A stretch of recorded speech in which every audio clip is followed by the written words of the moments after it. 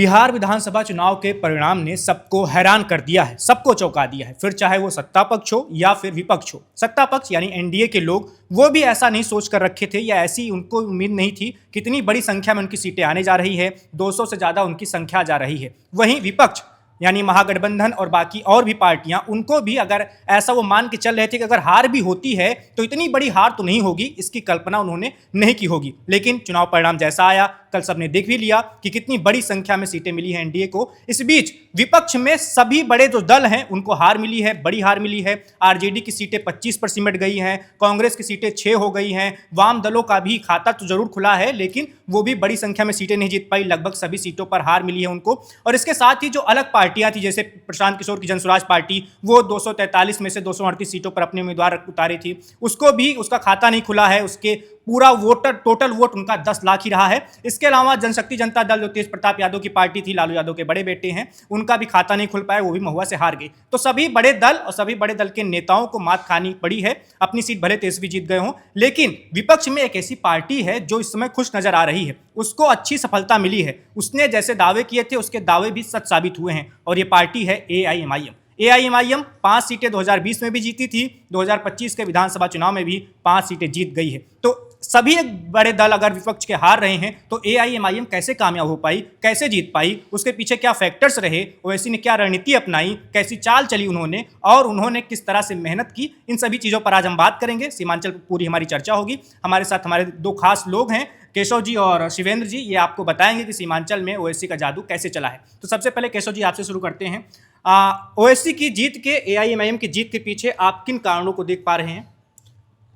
MIM की जीत के पीछे जो सबसे बड़ा कारण है वो है ओवैसी को लेकर मुस्लिम युवा में एक दीवानगी है, एक आकर्षण है ओवैसी को लेकर के, नंबर 1। नंबर 2, जो बात ओवैसी करते हैं ये शुरुआत से कह रहे हैं वो महागठबंधन में आना चाहते थे। ओवैसी पर हमेशा बीजेपी की बी टीम होने का आरोप लगता है, और जब इस बार शुरुआत में उन्होंने महागठबंधन के नेताओं को चिट्ठियां लिखी कि उन्हें भी महागठबंधन में शामिल किया जाए, तब भी हम लोग इस पर बात कर रहे थे। और उस समय भी मैंने कहा था कि अगर मैं होता तो ओवैसी से पूछता कि पार्टनर तुम्हारी पॉलिटिक्स क्या है, आखिर ये चिट्ठियां लिखकर क्या करना चाहते हो। दरअसल ओवैसी जानते थे कि महागठबंधन में उन्हें शामिल नहीं किया जा सकता, नहीं किया जाएगा। ठीक उसी तरह जिस तरह ममता बनर्जी ने 2022 में इनकी चिट्ठी के बावजूद उन्हें तृणमूल के साथ गठबंधन में नहीं आने दिया था। उसका कारण है महागठबंधन में अगर ये जाते हैं तो थोड़ा सा अल्पसंख्यक वोट बैंक लेके जाएंगे, लेकिन फिर दूसरी तरफ से जो रिवर्स पोलराइजेशन होगा वो महागठबंधन को भारी पड़ेगा। तो वो ओवैसी भी जानते थे, महागठबंधन के नेता भी जानते थे, लेकिन ओवैसी को इन्हें एक्सपोज करना था कि भारतीय जनता पार्टी को रोकने के लिए मैं सीरियस हूँ, एमआईएम सीरियस है, आप सीरियस नहीं हैं, आप अल्पसंख्यक वोटों का बंटवारा कर रहे हैं। ये तोहमत उनके सिर पर मढ़नी थी, नंबर 1।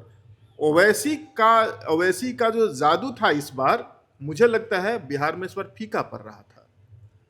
मैं कई जगहों पे गया, वहाँ पर अल्पसंख्यक वर्ग के लोग हैं, वो कह रहे थे कि उनका वोट उन्हें जाएगा जो भारतीय जनता पार्टी को हरा सके। 1-2 सीटों पर नहीं, सरकार में भारतीय जनता पार्टी और जनता दल यूनाइटेड के गठबंधन को रोकने वाली जो शक्तियां होंगी वो उन्हें वोट करेंगे। फिर ओवैसी कहाँ से आते हैं? बीच में आ जाता है एक दौर जहां तेजस्वी यादव ओवैसी पर आक्रामक हो जाते हैं, और ओवैसी को मौका मिल जाता है फिर से वो विक्टिम कार्ड खेलने का। वो कहते हैं कि जहां ये टोपी लगाया हुआ व्यक्ति इन्हें दिखता है, दाढ़ी वाला दिखता है, इनका हमला उस पर शुरू हो जाता है। इनमें और बीजेपी में कोई अंतर नहीं है, कोट एंड कोट। ओवैसी का वो स्पीच जाके सुनिए, आपको समझ में आ जाएगा। चुनाव से ठीक 10 दिन पहले ओवैसी ये इमोशनल दांव चलते हैं, और धीरे धीरे फिर से ओवैसी के जो रेडिकल इस्लाम वाले फॉलोअर हैं वो लामबंद होने लगते हैं। ये एक फैक्टर और होता है आरजेडी या कांग्रेस का मुस्लिम वोट बैंक से दूर होने का, खासकर सीमांचल वाले इलाके में या जहां भी ओवैसी ने उम्मीदवार खड़े किए हैं। इनफैक्ट अगर आप देखेंगे तो महुआ में जहां से तेज प्रताप यादव हारे हैं, वहां पर हालांकि हार जीत का अंतर बहुत बड़ा है, चौथे नंबर पर जो कैंडिडेट है वो कैंडिडेट ओवैसी की पार्टी एमआईएम का है। तो ओवैसी का प्रभाव तो दिखा है इसमें, और ओवैसी को नेता बनाया भी है तो महागठबंधन के लोगों ने ही बिहार में भी ओवैसी को नेता के रूप में स्थापित कर दिया है। जी बिल्कुल, आपने काफ़ी अच्छे से एक्सप्लेन कर दिया कि ओवैसी की चाल क्या थी, ओवैसी ने क्यों महागठबंधन के साथ किया। इसके अलावा जो आप कह रहे हैं कि उन्हें जीत मिली 5 सीटों पे, ओवैसी का एक अलग समीकरण है, जलवा है।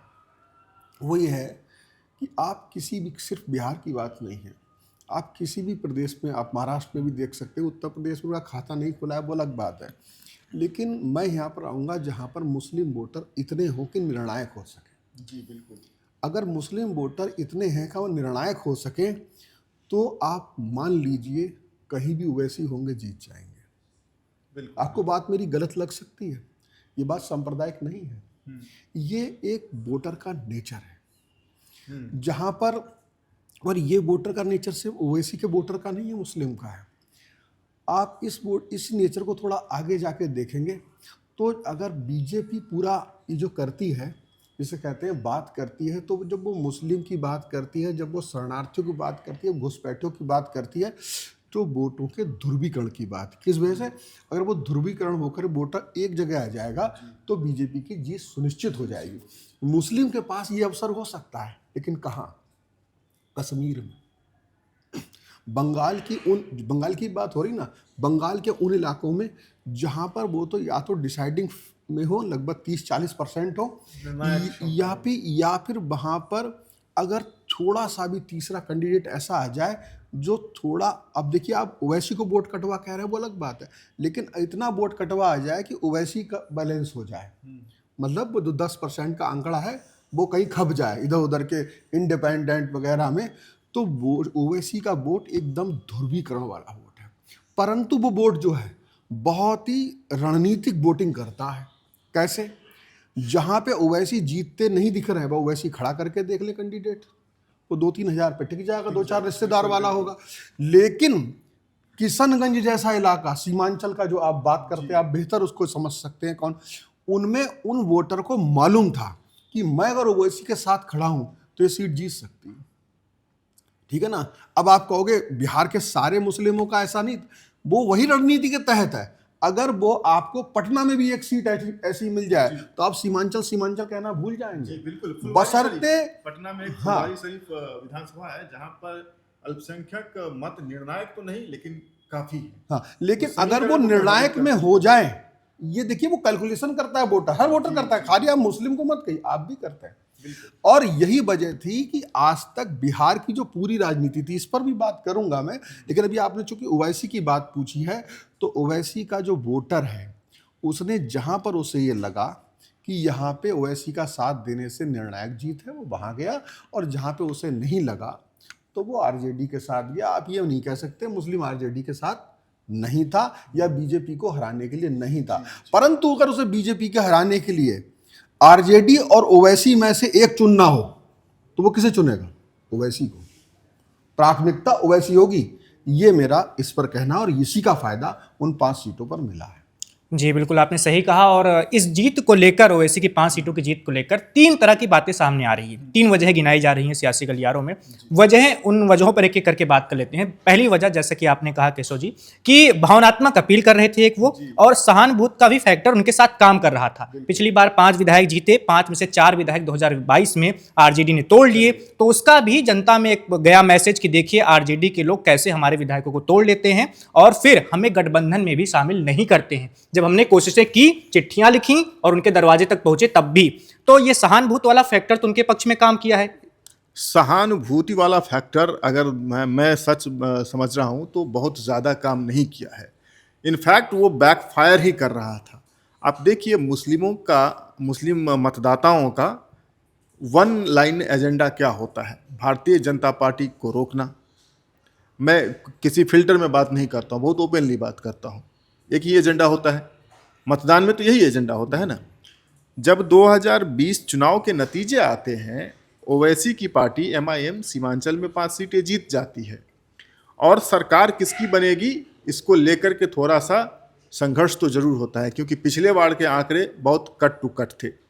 भारतीय जनता पार्टी गठबंधन और राष्ट्रीय जनता दल गठबंधन में 10 सीटों का फासला था। उस हालात में अगर ओवैसी यह ऐलान कर देते कि उनके 5 विधायक महागठबंधन को सरकार बनाने में समर्थन करते हैं, तो फिर यह रहता कि हाँ, ये भारतीय जनता पार्टी को रोकने वाले हैं, इनका सहयोग, इनका भावनात्मक समर्थन महागठबंधन के साथ है, जो अल्पसंख्यकों की स्वाभाविक पसंद है। लेकिन वहाँ पर वो नहीं करते, वो अपना कुनबा लेकर के अलग रहते हैं। इनफैक्ट ये कारण भी था कि उनके 4 विधायक आरजेडी में चले गए। वहाँ पर लोगों का दबाव था, जो जनता उनको विधायक बनाती है उनका दबाव था, वो चले गए। और इससे सहानुभूति नहीं हुई थी, सहानुभूति हुई है तेजस्वी यादव के कमेंट से। वहाँ पर ओवैसी जो एक मंझे हुए राजनेता हैं, उन्होंने वो इमोशनल कार्ड खेल दिया वहाँ पर कि भारतीय जनता पार्टी में और राष्ट्रीय जनता दल में कोई अंतर नहीं है। उन्होंने तो यहाँ तक कह दिया था कि बीजेपी के लोगों ने भी मुझे कभी चरमपंथी नहीं कहा, कह दिया। यस, चरमपंथी एक्सट्रीमिज्म का उन पे आरोप लगा दिया था तेजस्वी ने। वो बात ओवैसी अपनी हर जनसभा में पिछले 10 दिनों से, मतदान से पहले 10 दिनों से जो भी जनसभाएं हो रही थी, ओवैसी सबसे ज़्यादा इसी बात पर जोर दे रहे थे। तो ये सहानुभूति उनके पक्ष में गई थी। और दूसरा, डेफिनेटली जो रेडिकल इस्लाम है, उनकी फर्स्ट चॉइस ओवैसी होते हैं। मुस्लिमों में भी कुछ थोड़े से उदारवादी होते हैं। हालांकि उदारवादी का अर्थ ये नहीं है कि वो आरएसएस और भारतीय जनता पार्टी के सपोर्टर होंगे, लेकिन हाँ, उनकी शिक्षा अच्छी होती है, वो देश के तमाम जो मसले होते हैं उन पर अपने विचार रखते हैं, अपनी पसंद नापसंद बहुत सोच समझ कर चुनते हैं। उनके लिए पॉलिटिकल थॉट का एकमात्र मतलब ओवैसी नहीं होता है, उसमें देखते हैं जो समावेशी राजनीति है उसको भी ध्यान में रखते हैं। वैसे लोग चुनाव तक अपना मत बना पाते हैं, नहीं बना पाते हैं, लेकिन जो रेडिकल इस्लाम है, मदरसा वाले जो लोग हैं, जो इस्लाम की जो ऑर्थोडॉक्स प्रैक्टिसेस हैं उसमें बिलीव करते हैं, उसको फॉलो करते हैं, वो ओवैसी को स्वाभाविक तौर पर पसंद करते हैं। तो ये हो गया। और एक और महत्वपूर्ण बात, एक फैक्टर जो ओवैसी के पीछे काम कर रही थी इस चुनाव में, वो महागठबंधन के द्वारा उनको ठुकराया जाना, ये भी काम कर रही थी। सिर्फ 6 सीटें मांग रहे थे।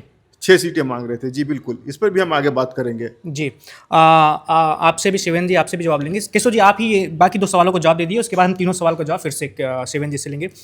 2 जो और फैक्टर गिनाए जा रहे हैं उनके पक्ष में, एक गिनाया जा रहा है रणनीतिक तौर पर उन्होंने बहुत ज़्यादा मेहनत की और महागठबंधन के मुकाबले उनकी रणनीति अच्छी थी और मेहनत भी तगड़ी थी। वो एक हेलीकॉप्टर में आज पहली बार दिखे थे इस चुनाव में, सीमांचल में वैसे घूमते हुए। और एक चीज़ और उसमें जोड़ना चाहूँगा कि ये कहा जा रहा है कि जिस तरह से महाराष्ट्र की पूरी AIMIM के नेताओं की पूरी फौज ले आए थे, हैदराबाद के ले आए थे, यूपी के, दिल्ली के, पश्चिम बंगाल के, सबको लाके सीमांचल में रख दिया था और रणनीतिक तौर पर एक एक सीट को टारगेट करके, एक एक मंडल को टारगेट करके उन्होंने वहाँ पे लोगों को रखा और उनसे रणनीति के तौर पर काम करवाया। बिल्कुल, अब बहुत ही रिमार्केबल बात कह रहे हैं वैभव। और मैं कहूँ तो जिस तरह से भारतीय जनता पार्टी चुनाव लड़ती है, ओवैसी की पार्टी भी उसी तरह से चुनाव लड़ रही थी। आप देखेंगे, अगर बिहार जाते आप, या फिर आपके साथी जो बिहार गए होंगे, उनमें से मैं भी एक था, उत्तर प्रदेश का पूरा अमला बिहार में लगा हुआ था, सक्रिय था। झारखंड का अमला भारतीय जनता पार्टी का बिहार में सक्रिय था। गुजरात तक से लोग आए थे, हरियाणा से लोग आए थे, जो भारतीय जनता पार्टी के लिए मैदान पर काम कर रहे थे। आप यकीन नहीं करेंगे, एक बड़े पत्रकार हैं देश के, उन्होंने अपनी एक सोशल मीडिया पोस्ट लगाई है और उसमें कह रहे हैं स्वतंत्र देव सिंह भारतीय जनता पार्टी के प्रदेश अध्यक्ष थे यूपी में, वो आरा भोजपुर वाले इलाके में पर्चे बांट रहे थे, दुकान दुकान, घर घर जाके लोगों को, और वहाँ पर छोटी छोटी सभाएं कर रहे थे, 10 लोगों की, 5 लोगों की, 20 लोगों की, और उन्हें समझा रहे थे कि भारतीय जनता पार्टी का जीतना इस देश के लिए, इस प्रदेश के लिए क्यों जरूरी है। तो जो modus operandi Bharatiya Janata party की रहती है चुनावों को लेकर, कि कोई भी चुनाव बड़ी शिद्दत से लड़ती है, पूरा जोश व खरोश से लड़ती है, वही चीज़ ओवैसी ने अपनाया। जहाँ भी उनकी शक्ति है, चाहे वो महाराष्ट्र में हो, चाहे वो हैदराबाद में हो, यूपी में हो, बंगाल में हो, वहाँ का पूरा मैकेनिज्म उन्होंने सीमांचल में सक्रिय किया। दरअसल क्या होता है कि इसमें मतदाताओं को हिप्नोटाइज किया जाता है चुनाव में। दरअसल यही बात है। चुनाव के बाद देखिए, हर व्यक्ति बोलता है सरकार कोई बने, हमें क्या मिलने वाला है, कुछ नहीं होना है, लेकिन फिर भी मतदाता जब तक हिप्नोटाइज नहीं होते, सम्मोहित नहीं होते, तब तक मतदान उसके फेवर में नहीं करते हैं। एक बार आपने हिप्नोटाइज कर दिया और छोड़ दिया, तो फिर उसका असर धीरे धीरे खत्म होने लगता है। लेकिन ये जो होते हैं बैटरी, जो ग्राउंड पे वो लोग एक्टिवेट करते हैं, ओवैसी गए, शोएब जमाई उसको संभालेंगे, शोएब जमाई गए तो आसिम बकार उसे संभालेंगे, आसिम बकार गए तो और वारिस कोई पठान। वारिस पठान आएंगे। ऐसे लोग मतलब जो उनके समर्थक हैं वहाँ तक दूसरे का एक्सेस नहीं होने देते हैं। यह एक बहुत बड़ी रणनीति है। दरअसल ये इसी रणनीति पर पहले वामपंथी पार्टियां काम करती थी। वामपंथी पार्टियां आज से 25 साल 50 साल पहले जब वो जीतती थी देश में तो इसी रणनीति पर काम करती थी। वो अपने कैडर कहीं के हो, वो आंध्र प्रदेश के कैडर को राजस्थान में भी लगाते थे, राजस्थान के कैडर को केरल में भी लगाते थे। ये वामपंथी पार्टियों का था। धीरे धीरे उसको बीजेपी ने एक्सप्लॉइट किया और बीजेपी अब उसको और ज़्यादा एक्सटेंसिवली यूज़ करती है। और वही चीज़ यहाँ पर ओवैसी की पार्टी में देखने को मिला था इस बार। एक और महत्वपूर्ण बात है, आपने कहा कि ओवैसी इस बार हेलीकॉप्टर में भी उड़ रहे थे। भाई बिहार में चुनाव लड़ने वाली पार्टी हैदराबाद की पिछली बार 5 सीटें जीती थी, इस बार 30 सीटों पर लड़ रहे थे। नंबर 1 हेलीकॉप्टर की कितनी ज़रूरत थी, नंबर 2 हेलीकॉप्टर का स्पॉन्सर कौन था, यह भी बड़ा सवाल है। हाँ जी बिल्कुल, लेकिन ये बात भी सच है कि ओवैसी परिवार हैदराबाद के बहुत संपन्न परिवारों में से आता है। संपन्न परिवार कितने भी हो, अपने परिवार से अपने पैसे से चुनाव में हेलीकॉप्टर उड़ाने वाला नेता आज तक मैंने नहीं देखा है, न सुना है। शिवेंद्र जी शायद उम्र में हमसे भी थोड़े बड़े हैं, इन्हें कुछ मालूम होगा, कोई नेता ऐसा हो अपने पैसे से अपने परिवार से अपनी जमीन की गेहूं की एक ढेली बेच के नहीं लगाता, ये नहीं होता है। नहीं देखिए इसमें ये देखिए स्पॉन्सर बिल्कुल होते हैं, पार्टी का फंड भी होता है, दूसरे कारण भी हो सकते हैं। लेकिन जो आपने सवाल किया, जैसे आपने भी बताया कि वहाँ पे ये प्रचलन हो गया है, प्रचलन हो गया है, ज़रूरत भी हो गई है, क्योंकि बिहार एक ऐसा प्रदेश है जहाँ पे जातिगत आंकड़े बहुत मायने रखते हैं। मेरे एक मित्र हैं संजय सिंह गंगवार, जो यूपी में मिनिस्टर भी हैं, गन्ना मंत्री हैं, उनसे मेरी इस चुनाव के दौरान कई बार रही। तो वो चूँकि गंगवार हैं, कुर्मी बिरादरी से आते हैं, तो हालांकि नीतीश कुमार भी हैं, एनडीए के हैं, वो मैंने जब उनसे देखा तो बार बार पूछा कहाँ है, तो मुझे पता ये लगा कि वो खास तौर से जो कुर्मी बेल्ट थी, अब एक मंत्री है तो उसका एक जलवा होता है, उसके पीछे सुरक्षा चक्र होता है, सारी चीज़ें होती हैं, तो वो उसका प्रभाव पड़ता है गांव देहात में जाके कि भाई हमारे बिरादरी का खाली है नहीं, इस पार्टी में और भी जगह है, मनोवैज्ञानिक पड़ा। और इसी तरीके ओवैसी के जो हैदराबाद के लोग हैं, जो ऊंचे दर्जे के लोग हैं, उनकी पार्टी के बड़े पद पे हैं, तो ये आम बात है। मोहन यादव को यूज करा गया लोकसभा चुनाव में, क्योंकि हम दिखाना चाहते थे कि नहीं यादव अखिलेश यादव नहीं है, हमारा भी यादव मुख्यमंत्री है। तो इस तरीके से कहा जाता है, जहाँ ब्राह्मण होता है, कहीं कुछ होता है, कहीं कायस्थ होता है, जैसा भी जो होता है वो नेता यूज किया जाता है, ये सामान्य प्रचलन है। अब आपने कहा कि मेहनत बहुत की, मेहनत भी सब करते हैं, लेकिन सवाल ये है मेहनत के साथ शिवेंद्र जी मैंने रणनीतिक मेहनत कही थी। रणनीतिक मेहनत क्या है वो बताएं। रणनीतिक मेहनत दौड़ के बजाय दिमाग का खेल होता है, नैरेटिव सेट करने का खेल होता है। और उसमें क्या होता है, आज देखिए, जब आपने ही बताया कि लोग कहते हैं हमें मिलेगा क्या, तो लोगों को बहुत सीधी सीधी चीज़ें नहीं होती, लेकिन कई जगह पे क्या होता है ना, एक मैं शब्द इस्तेमाल कर लेता हूँ, कौम या बिरादरी या जाति, हमारा उसका कितना जलवा होगा, ठीक है ना। तो कई बार जो ये तेजस्वी या लालू फैमिली यादवों का जलवा कहलाता है, मुलायम सिंह और उनका जलवा रहा है, मायावती के में भी हमारे जाटव भाइयों का जलवा रहा है। तो उसमें क्या होता है, जब मैंने एक पहले बात कह चुका हूँ, उसे दोहराऊंगा नहीं, जब हमें चुनाव करना है तो अगर हमें हमारे दुश्मन को हराने वाला हमारा अपना है तो हम उसके साथ ज़्यादा जल्दी करेंगे। वरना केशव जी मान लो हमारे दूर के हैं, तो इनसे हम तब हेल्प लेंगे जब हमारा वाला कामयाब नहीं हो रहा है, तो हम इनके साथ खड़े हो जाएंगे। हराना दुश्मन को है, पर दुश्मन को हराने में भी हमारे दोनों मकसद का हाल हो रहा है, वो एक चीज़ हो गई। उन्होंने देखिए बहुत बड़ी बात कही। बिहार में उससे पिछले 2 साल से या बहुत पहले से एक डायलॉग है, जिसकी जितनी संख्या भारी उसकी उतनी हिस्सेदारी। ये बात चाहे बिहार की कोई भी बिरादरी हो, उसके दिमाग में भर सी गई है।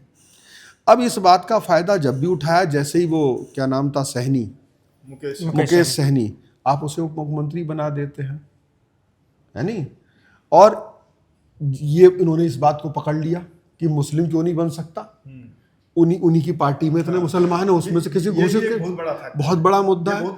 और मैं उस समय बिहार में ही था, और जी बिल्कुल, मैं उस समय बिहार में ही था, और ये ट्रेंड कर रहा था उस दिन, सोशल मीडिया पे ट्रेंड कर रहा था कि 2% वोट बैंक वाले मुकेश सहनी को उप मुख्यमंत्री और 14% वोट बैंक वाले मुस्लिमों को कुछ नहीं। मुस्लिम जो इतने दिनों से राष्ट्रीय जनता दल और कांग्रेस के लॉयल वोटर रहे हैं, उनको क्या मिला? और इसमें कोई बुराई नहीं है। दैनिक आप छात्र एक रहेंगे बात समझिए, कोई भी कौम हो, अगर वो आपको अंध सपोर्ट कर रही है, मैं मान के चलता हूं बीजेपी के डर से या डरा करके या बीजेपी का डर दिखा करके जो बाकी पार्टियां हैं विपक्ष, उनके पक्ष में मुस्लिम अंध खड़ा हो जाता। आप ऐसे समझ लीजिए, आप कहोगे साहब कांग्रेस के साथ मुस्लिम नहीं है तो मध्य प्रदेश में क्यों है, कांग्रेस के साथ मुस्लिम नहीं है तो राजस्थान में क्यों है, कांग्रेस के साथ मुस्लिम नहीं है तो कर्नाटक में क्यों है, लेकिन उत्तर प्रदेश में नहीं है क्योंकि वहां उसके पास रास्ता अखिलेश यादव है, समाजवादी पार्टी है, तो वो भी चुनाव करके जाता है और वो सब आप सबके पीछे बिल्कुल अंधा वक्त खड़ा है।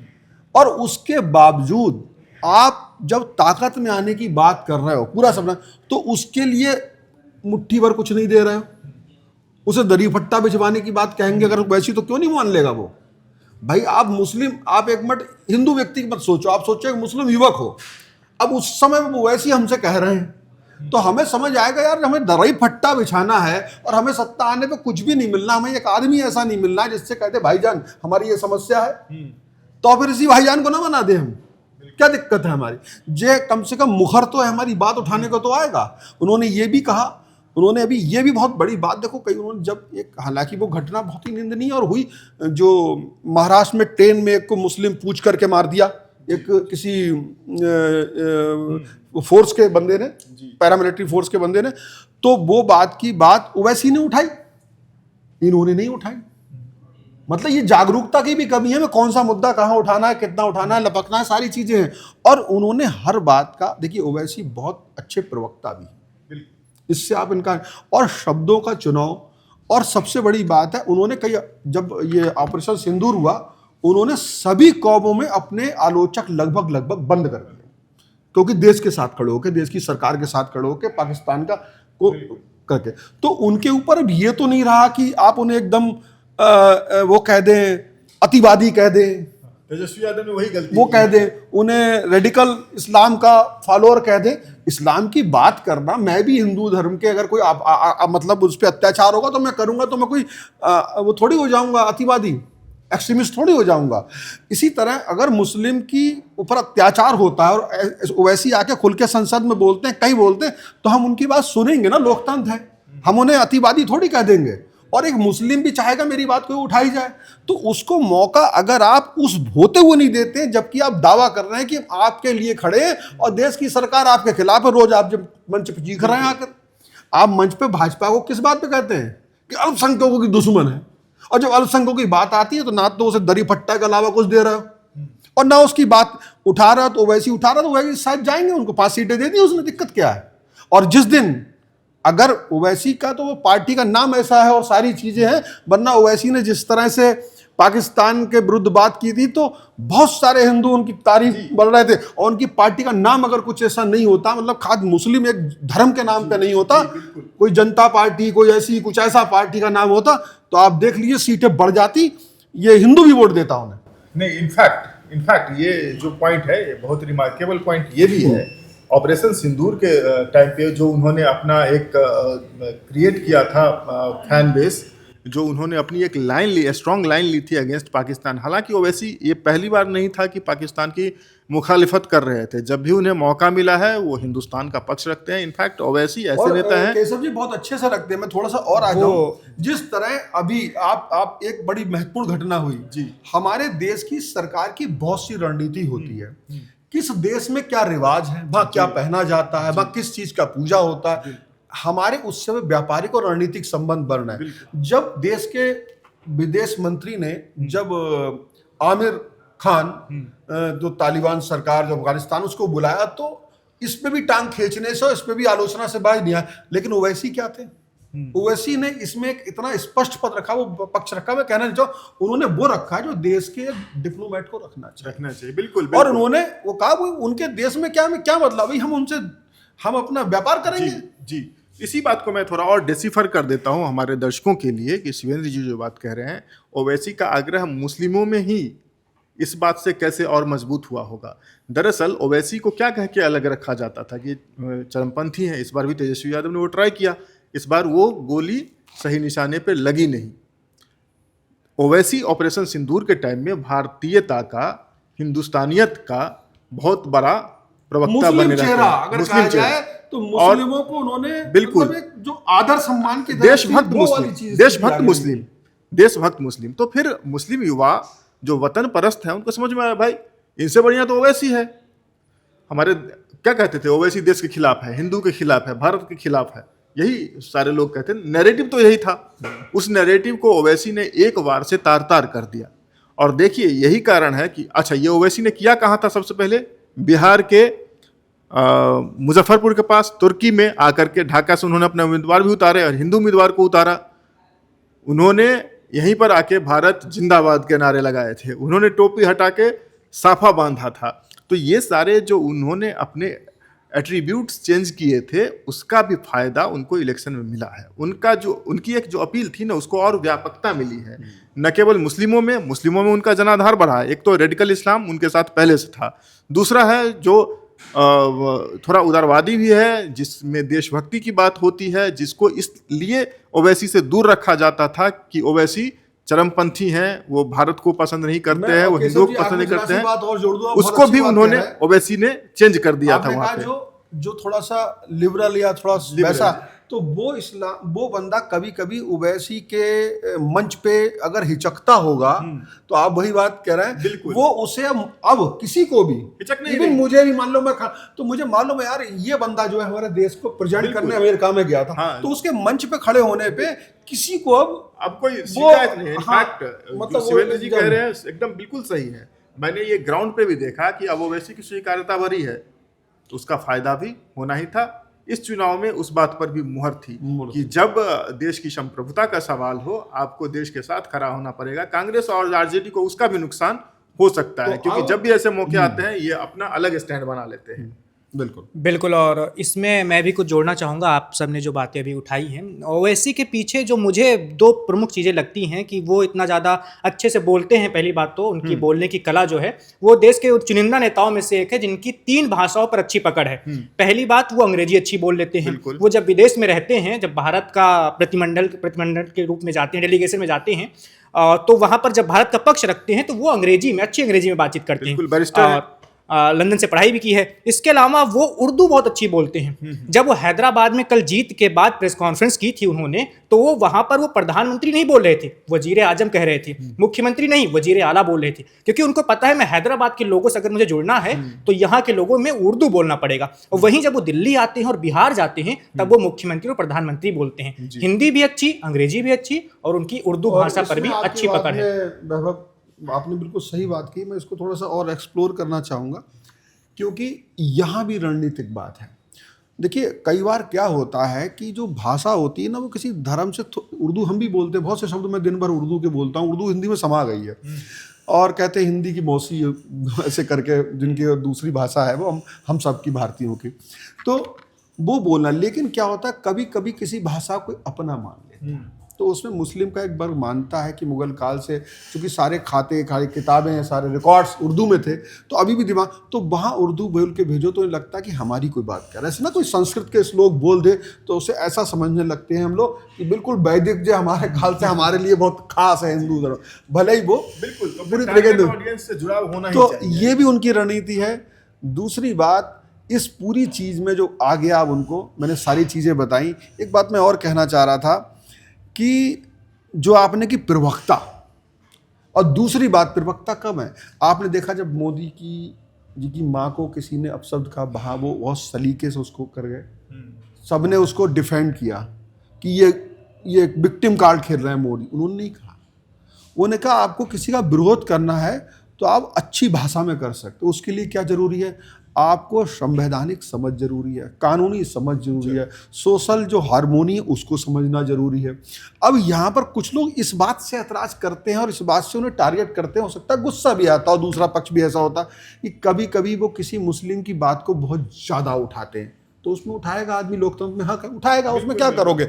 अगर उन्हें अत्याचार लग रहा है, आप भी उठाओ, हम भी उठाएंगे। किसी हिंदू पे अत्याचार होगा, हम भी पूरे जोर शोर से उठाएंगे ना, मगर हमें लगेगा कि यह हिंदू के नाते अत्याचार हो रहा है, ठीक है ना, हिंदू पे अत्याचार हिंदू होने के नाते हो रहा है, समझिए, किसी आदमी का ये गुनाह, किसी का मुस्लिम होने की वजह से गुनाह हो रहा है, तब वो चीज़ गलत है। हम देश में इसको हम कोई भी बर्दाश्त नहीं करें। तो वो उनका जो तरीका, उससे कुछ लोग हो सकते हैं, लेकिन उससे वो कौम जिसका ये सब सारी जो पार्टियां वादा कर रही हैं कि बीजेपी से हम तुम्हें बचाएंगे, उन पे भरोसा उतना नहीं दिखाया गया वहाँ पे, क्योंकि जहाँ पे मजबूत थे तो वहाँ पे वो बिल्कुल धराशायी हो गई। सेकंड नंबर पे बीजेपी या एनडीए के लोग रहे। हाँ जी बिल्कुल, इसमें मैं 2-3 चीज़ें और मैं भी जोड़ना चाहूँगा जो मैंने ओवैसी के अंदर देखी है पिछले 10 सालों में। जब मैं राजनीतिक तौर पे मेरी समझ बढ़ी या राजनीति को देखने समझने की कोशिश की भारत की, उसमें मुझे ओवैसी उन नेताओं में लगते हैं जो लगातार अपनी राजनीतिक समझ विकसित कर रहे हैं या अपने अंदर बदलाव लाते जा रहे हैं। ओवैसी की बातें होती हैं, तार्किक ढंग से बात करते हैं, लेकिन उनकी राजनीतिक चतुराई भी बहुत अच्छी है। वो बहुत चतुर किस्म के इंसान है। कल हम जब परिणाम आ रहा था विधानसभा चुनाव का, तो वैसे तो वो 5 सीटें जीत गए हैं पिछली बार की तरह, तो उनको खुश नजर आना चाहिए था मीडिया के सामने, लेकिन उनके चेहरे पर आप मायूसी देखेंगे। वो मायूसी क्यों दिखा रहे थे? जानबूझकर दिखा रहे थे। वो इसलिए दिखा रहे थे कि देखो महागठबंधन की हार हुई है और इस हार से हम खुश नहीं हैं। अगर वो खुश दिखाते अपने आप को तो उनको बीजेपी के साथ जोड़ देते लोग कि देखो एनडीए की जीत पर खुश नजर आ रहे हैं। एक छोटी सी चीज और आपको सबको याद दिलाना चाहूंगा, जब प्रतिनिधि मंडल गया था विदेश में ऑपरेशन सिंदूर पर अपना पक्ष रखने के लिए, उस दौरान ओवैसी भी गए थे। उसके बाद वो जो डेलीगेशन वापस आया तो उससे पीएम मोदी की मुलाकात हुई थी। शशि थरूर भी थे, मनीष तिवारी भी थे, सब पीएम आवास पर गए थे, ओवैसी नहीं गए थे।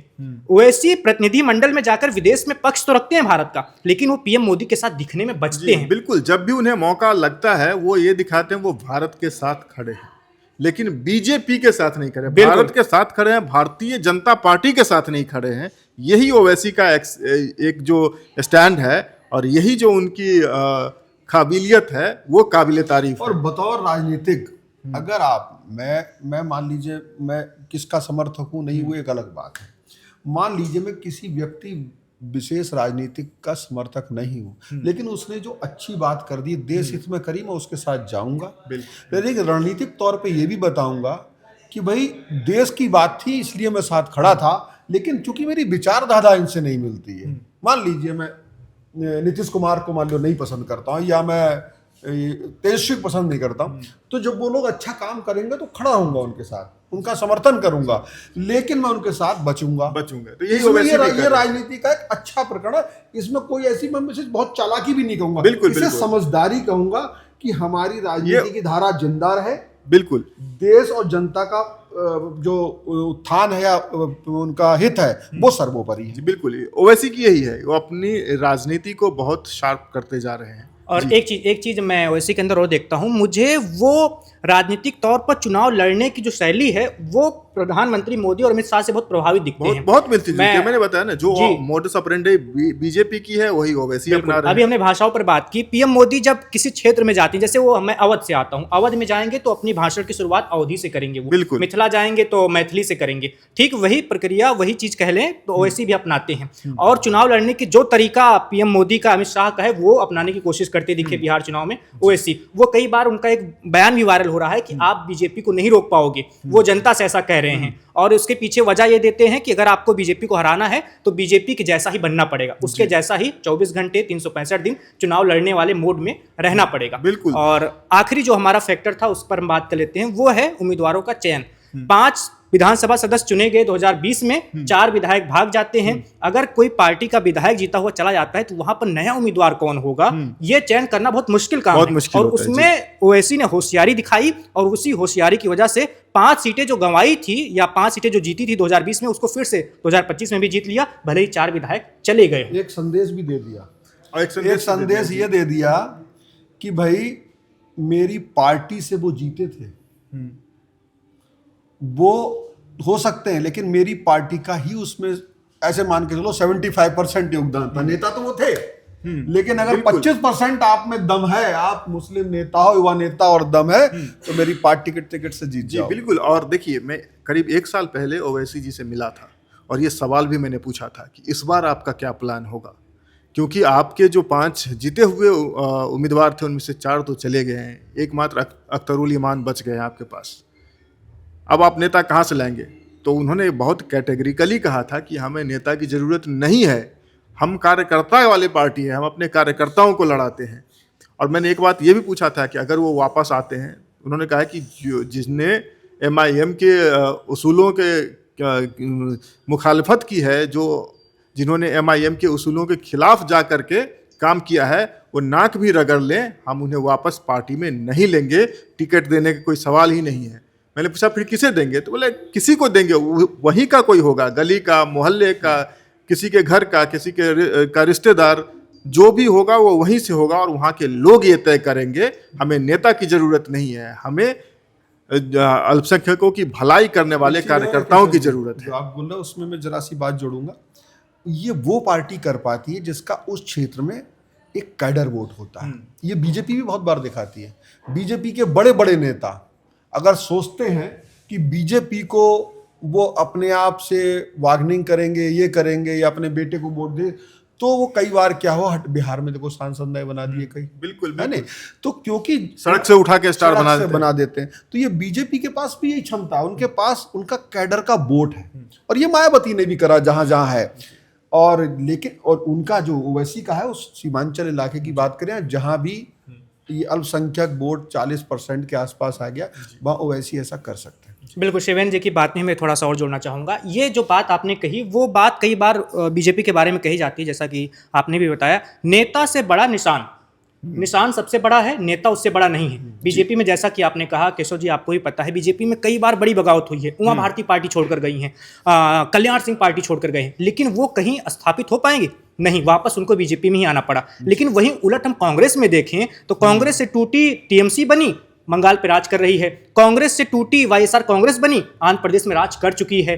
तो कांग्रेस में ऐसा देखने को मिलता है कि नेता बड़ा बन जाता है निशान से, लेकिन एक ही चीज होती है, आइडियोलॉजी। अगर आपकी पार्टी के पास कोई आइडियोलॉजी नहीं है तो कैडर नहीं होगा। बिल्कुल बिल्कुल। और दोनों आइडियोलॉजी वाली पार्टी है। एमआईएम की अपनी आइडियोलॉजी है, आप उसे सही माने गलत माने वो उसी पे चलते हैं। बीजेपी की अपनी आइडियोलॉजी है, इस पे चलते हैं। जिनकी कोई आइडियोलॉजी नहीं है वो इधर से उधर होते रहते हैं। अगर मौका लग गया तो वो एकदम अर्श पर चले जाते हैं, मौका नहीं लगा तो फर्श पे रहते हैं। तो कुल मिलाकर हम इस बातचीत के अंत में यही कह सकते हैं कि ओवैसी ने साबित कर दिया है कि पतंग वाला निशान ज़्यादा महत्वपूर्ण है। जो जीत कर आते हैं वो चाहे किसी भी पार्टी में चले जाएं, हम फिर से वहां पर अपने नए उम्मीदवार को जिताकर दिखा देंगे। Subscribe to One India and never miss an update. Download the One India app